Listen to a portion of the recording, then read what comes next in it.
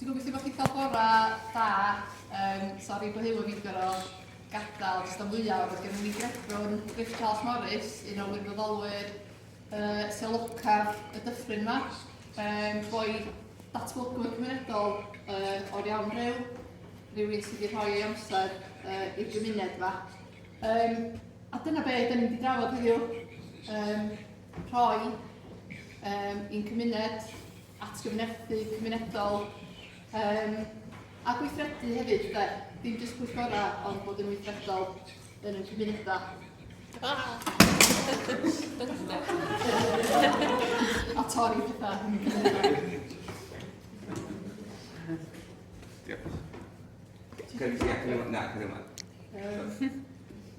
Mel dwi'n gweithio i Partneriaeth Ogwen, da ni'n menter gymdeithasol sy'n datblygu prosiectau sy'n creu byd economaidd, amgylcheddol, diwylliannol a ieithyddol a hefyd cymunedol i'r Dyffryn yma. Da ni'n trio gweithredu prosiectau lle mae'r elfennau yna i gyd yn cydbwyso, lle mae cynaladwyedd yn bwysig i bob prosiect.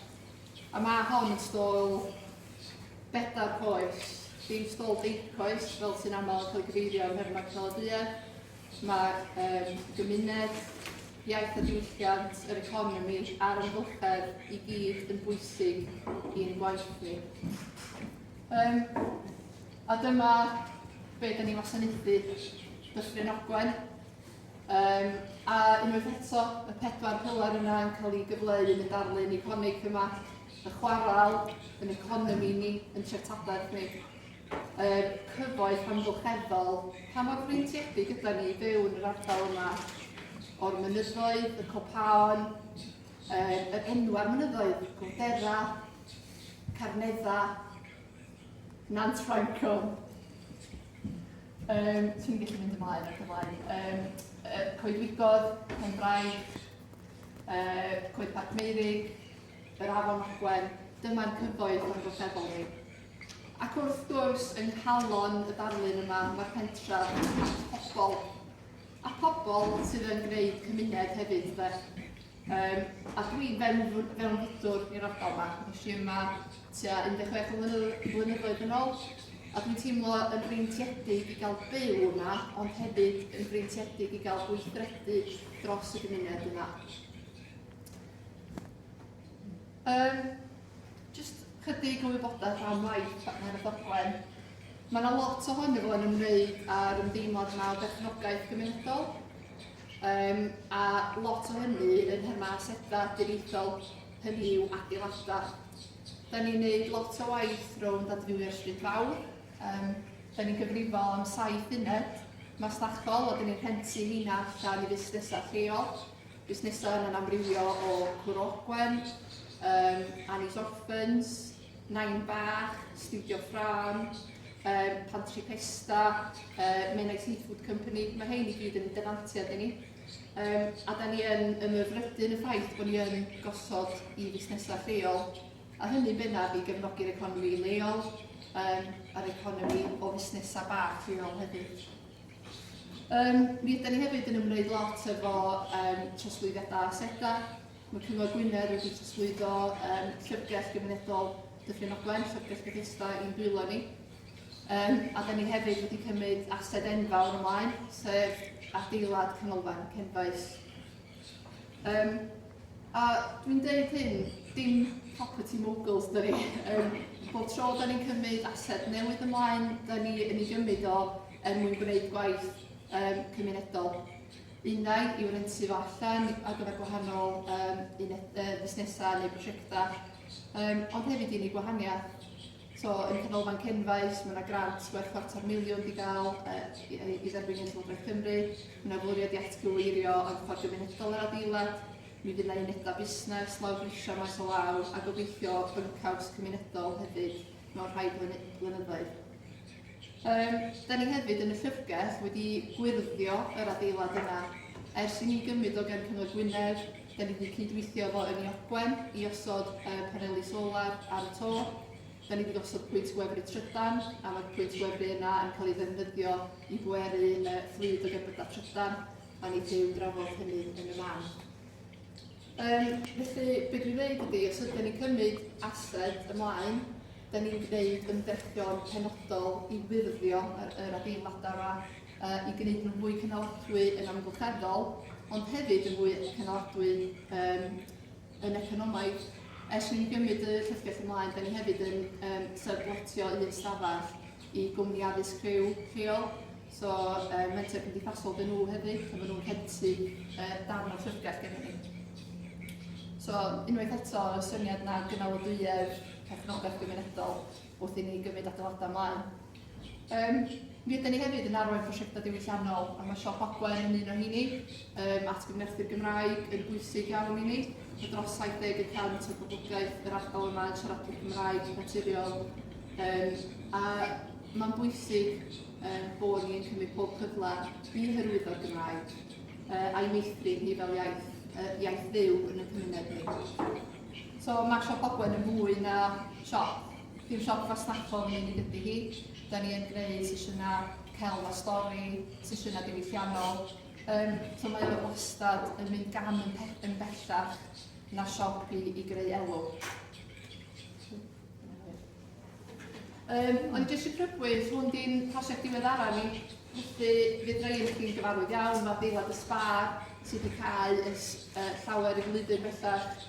Mae Partneriaeth Ogwen newydd brynu'r adeilad yma, wedi gwneud lot o fawr o waith ceisiadau grant a wedi llwyddo i brynu fo yn diweddar. Mi fyddwn ni rwan yn gwneud lot fwy o ceisiadau grant i'w ddatblygu fo. Y syniad efo hwn, mi fydd yna unedau i grefftwyr lleol, fydd yna fwyty yn y blaen, a mi fydd yna estryniad ddeulawr fydd yn ganolfan treftadaeth. Yn gobaith ni ydy creu rhyw fath o hyb mewn ffordd ar gyfer safle treftadaeth y byd, rhywle hefyd i bobl lleol allu dehongli diwylliant. Does yna nunlla Bethesda yn dehongli hanes y streic fawr, a'i fi fo hynna yn rhyfedd, da ni angen ymyfrydu'n yn hanes ni, deall yn hanes ni, felly gobeithio fy ofod newydd yn yr adeilad yma. Mi fydd hwn hefyd yn adeilad, da ni'n mynd i wneud pob ymdrech iddo fo fod yn carbon zero, a da ni wedi cael rhywfaint o grantiau yn helpu ni ar hyd y daith yna yn barod. Felly mae brosiect cyffroes, o'n i jyst eisiau rhannu hynny efo chi. Ac yn hytrach na galw fo'n hen sbar, da ni'n mynd i alw fo yn yr hen bost, achos dyma oedd safle yr hen bost. Ond hwnna'n enghraifft o un o'n prosiectau adfywio ni. Oedden, o safbwynt prosiectau amgylcheddol, y prosiect cyntaf nath ni oedd prosiect yn i Ogwen. Felly Partneriaeth Ogwen nath ddatblygu'r cynllun yma am y blynyddoedd cyntaf. Ni nath wneud y holl waith economaidd ac arwain ar gael y grantiau i arwain y broses yna. Ni hefyd nath arwain ar y Community Share Offer, nath godi £500,000 mewn 2 fis. Mae yna dros 300 o aelodau yn Cymdeithas Byd Cymunedol yn i Ogwen. Mae'r aelodau yna'n cael llog blynyddol o 300 ar ei buddsoddiad, fydd hwnna'n mynd fyny 500 mewn rhai blynyddoedd rwan. Felly mae'r arian yna yn cylchdroi yn yr economi leol. Dros 20 mlynedd cyntaf cynllun yn i Ogwen, fydd yna fydd cymunedol hefyd o £500,000, a mae hwnnw wedyn yn cael ei readru nôl i fudiadau cymunedol yn y Dyffryn Ogwen trwy elusen Ogwen, sef endir annibynnol arall. Felly, Partneriaeth Ogwen wedi dechrau'r prosiect yn i Ogwen ywan, sefyll ar ei draed ei hun, bwrdd o wirfoddolwyr unwaith eto yn arwain y prosiect yna. Dwi'n cael y fraint o fod yn gyfarwyddwr gwirfoddol yn i Ogwen, a dwi'n caru'r prosiect achos dwi'n meddwl mae wedi bod yn bwysig o safbwynt cynhyrchu yn ei adnewyddadwy yn y cymuned ni, ond mae hefyd i roi pryder gwirioneddol i'n cymuned ni i feddwl, actually, da ni'n gallu gwneud hyn. Mi yda ni'n gallu perchnogi, mi yda ni'n gallu gweithredu dros yr amgylchedd. Felly mae'n fwy na cynllun i exportio trydan i'r beth. Mae'n gynllun sy'n sôn am godi ymwybyddiaeth amgylcheddol pobl Dyffryn Ogwen. A dydy'r yn Ogwen ddim aros yn llonydd, da ni bellach wedi gosod PVs, paneli solar ar 6 adeilad cymunedol, a mae'r clwb rygbi yma yn un ohonyn nhw. So mae yn Ogwen wedi talu osod PVs ar y to, a da ni'n gwerthu trydan yn uniongyrchol i'r adeiladau yma. Unwaith eto, nid hynny mwyn cynyddu cynhyrchiad yn ei adnwyradwy yr ardal yma. Ond hefyd, mae'n helpu'r adeiladau yma i fod yn fwy cynaladwy yn economaidd. Felly, da ni yn gobeithio fel yn ei Ogwen, da ni'n parhau i wneud y math yna o waith. A mae yn ei Ogwen, dwi'n sicr, ond i bai bod Partneriaeth Ogwen wedi datblygu yn ei Ogwen, dwi ddim yn meddwl sy'n ni wedi mynd ymlaen wedyn i datblygu fwy o brosiectau amgylcheddol.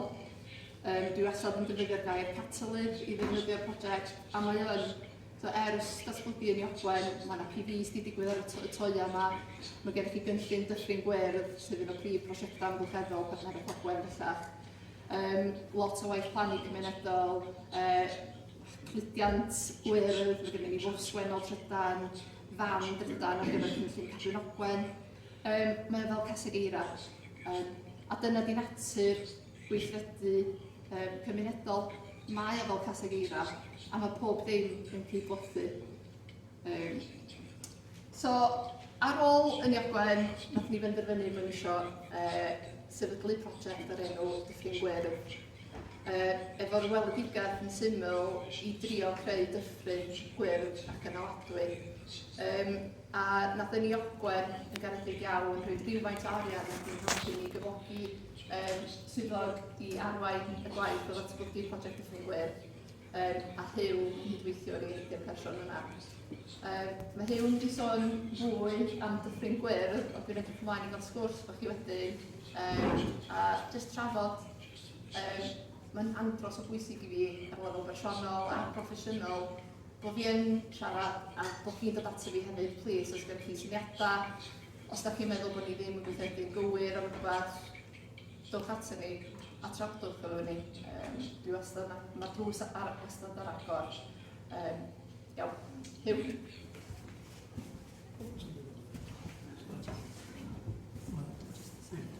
Diolch yn fawr.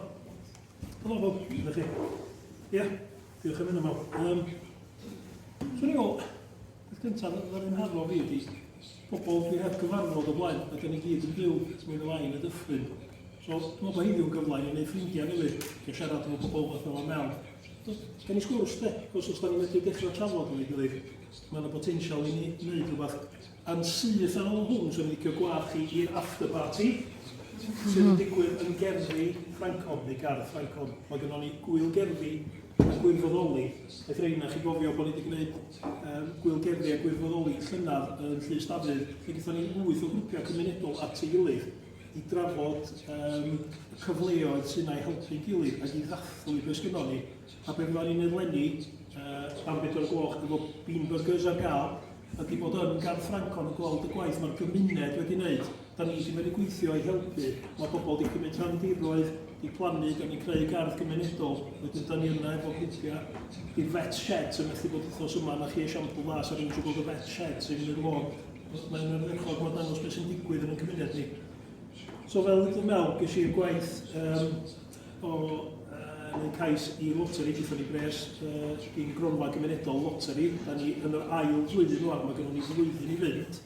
Ond mi ddoth hwnnw oherwydd y gwaith bod Partneriaeth Ogwen wedi wneud, a wedyn da ni newid wneud y throddiad buddiant ar sail, neu gwerth ar sail buddsoddiad yn SROI, sy'n dangos bod yn gwaith y Dyffryn Gwyrdd fel un o brosiectau Partneriaeth Ogwen rhwng am gyfnod o 6 mis wedi dod â bydd o 10 pint a 73 ceiniog am bob pint sydd wedi cael ei roed i fewn.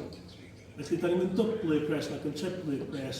Mae yn chwyddo fo gael fel y mewn dweud casau geira. Ond un o'r prif resymau am hynna ydy bod gynnon ni ar y cyfrig eitha 81 o bobl yn helpu gwaith y Dyffryn Gwyrdd. Os ydych chi'n gofio ni 81, mae yna'n lot o bobl.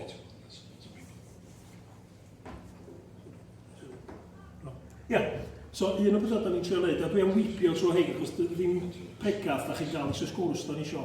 Da ni'n anelu i daclo clodi trafnidiaeth a'r ffordd da ni'n neud hynny, mwylwch chi jyst tu ôl i blant hyfryd ysgol Llanddechid. Mae Efan y gar trydan, mae hwn yn gar 7 sef neu 5 o bobl a Chadar Olwyn, sy'n yn 100 trydan a mae'r gael i'r gymuned. Da ni'n mynd â bobl i'w apwyntiadau meddygol, da ni'n mynd â hwydd i gweithio gymdeithasol, wedyn da ni'n gofyn i bobl gysylltu ni, da ni'n sbio'r drafnidiaeth gymunedol, mae mel wedi cyfeirio eisoes, at mae gennym ni fan drydan bach Tecna sy'n fach ar Nissan yna, sydd yn cludo bwyd Cabin Ogwen, sydd yn gynhyrchwyr lleol.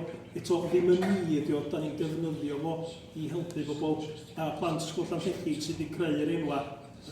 E-fan, fan, so mae'r a car nedd di'r un nesaf.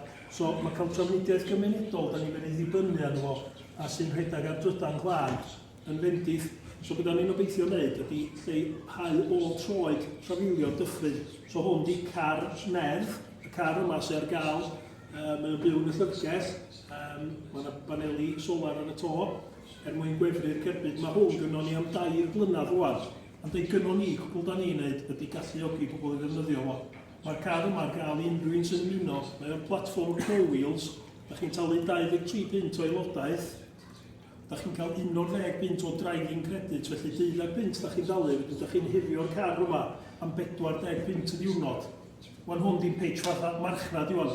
40 pint, rhywun, 40 pint. Ffendiwch gar am 40 pint. Iawn, nowch chi ddim. Ffendiwch gar am 40 pint efo llond tanc o danwydd. A'r tanwydd ydy trydan. So mae yna 160 milltir o belltar ar y batri. Ydyn nhw'n chi werthu car eitha chi gael neu Lerpwl ag yn ôl, heb o'r fod gwefru am 40 pint. Mae o lan, mae o'n effeithiol, a mae o hefyd yn hyrwyddo'r syniad yma o pob ddim angen 2 gar, neu 3 car. Ella mewn amser, dyn ni'n dod i trafod hyn, ond ella mewn amser, sydd gynnu ni hanner bwysyn o geir cymunedol yn blwch y cefnfaes. Mae'n digwydd yn yr Iseldiroedd, mae'n digwydd yn Wlad Belg, mae yna pŵl car sy'n gwneud bod pob yn gyro prynu car i hyn. Mae'n digwydd bod, diolch yna heddiw bod yn mynd i Lundan a Chofoed, a rhywun fenthyg o mynd o fo am ben wythnos. So mae wedi mynd i Lundan nhw, sy'n gret am ond am 2 blynedd. Wedyn, dowch chi môl fi, newch chi co-wheels, /Bethesda, dowch chi hanes y car. A wnaethon ni iwsio rhaglunydd y car emyr yma, mae'n ni iwsio carwain y car blaenorol i ddangos presgripsiynau yn ystod y clo mawr. So mae'n danfon bwyd a presgripsiynau mewn car trydan. Sy'n gret. O rhaid i neu hwn i fewn, dwi'n meddwl bod chi'n nabod hwn i Waters, Dyffryn Ogwen, yr hinsawdd, wrth ei weld ni. Chwarae teg fel o'n syth ar gefn y beic. A y bobl efo yn dweud, dwi'n meddwl bod chi eisiau ar y beic a ffwr a fo. Beic trydan di hwn, da ni di retro osod, di weithio o dan yma, di bod yn retro osod mewn dydron ar beics. Achos bod yn rhywbeth difyr a diddorol i wneud, a da ni'n dysgu da ni am fod yn prynu beics trydan ychwanegol dwi'n fo hir rwan. Wedyn fi gynnon ni fflyd o beics trydan, i fynd ochr yn ochr ar cerbydau trydan. Wedyn datblygu cyfleoedd gweithio efo bobl fel y vet sheds, efo dan, a mae gymaint bobl yn bercher beic trydan. Da ni'n dysgu gynnon nhw bob dydd yn dod ata ni a dysgu ni. Wedyn, da ni yma i rannu gwybodaeth. Tydi'r wybodaeth i gyd yn gynnon ni.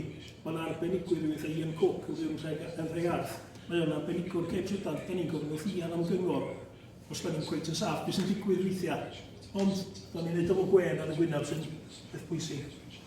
Da ni'n anelu hefyd efo cefnogaeth y loteri. Mae gynnon ni flwyddyn i fynd, so'n amlwg mi ran ni sbio'r gais arall i rhyw gronfan i gilydd. Achos fel menter gymdeithasol, da ni'n jyst yma i gymryd grantia.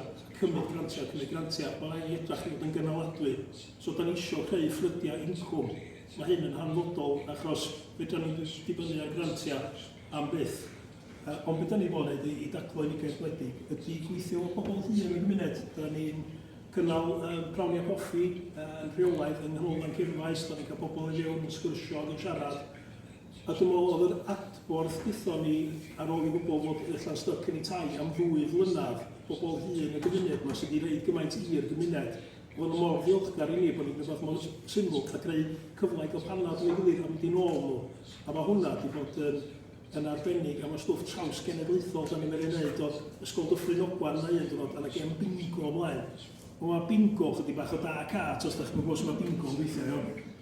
Os o'n i o'n llwy'n mynd trwy'r edo. O bwyd, ta pedwar llun bod wrth i neud o'r bobl ifanc, sbio o'r bobl hyn, waw, mae hyn yn gret. A'r cyfle ni gael bod efo'n gilydd a cael hwyl. Wedyn, ta clodlod i tanwydd, neu sôn yn sydyn, mae hwnna'n lun chydig bach yn spooky, dydy fi ddim yn sydd yma, nid o'r ddraffiad yma, da ni'n gwneud hynna, mae'n rhywun lleol yn gwneud nhw.